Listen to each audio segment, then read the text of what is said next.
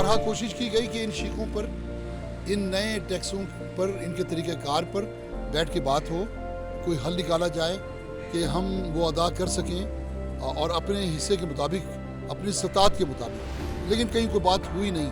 नतीजा ये निकला कि पूरे मुल्क के ताजिरों ने मायूस होकर, बदगुमान होकर, मुश्तइल होकर ये हड़ताल की और वो एक मुल्क की कामयाब हड़ताल की शक्ल में सामने आई।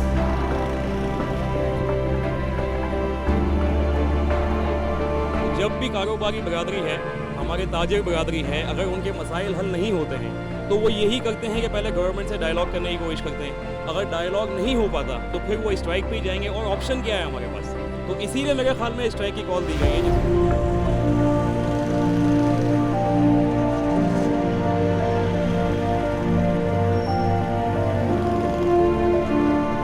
पहले 12 लाख था, उस पर इनकम टैक्स लागू जो होता था, अब उसको 4 लाख कर दिया, जबकि डिवेल्यूशन हो गई है।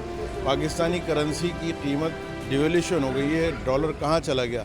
वो 12 लाख को 20 लाख होना चाहिए था, इन्होंने 12 लाख को वापस 4 लाख कर दिया। तो ये तो जुल्म है।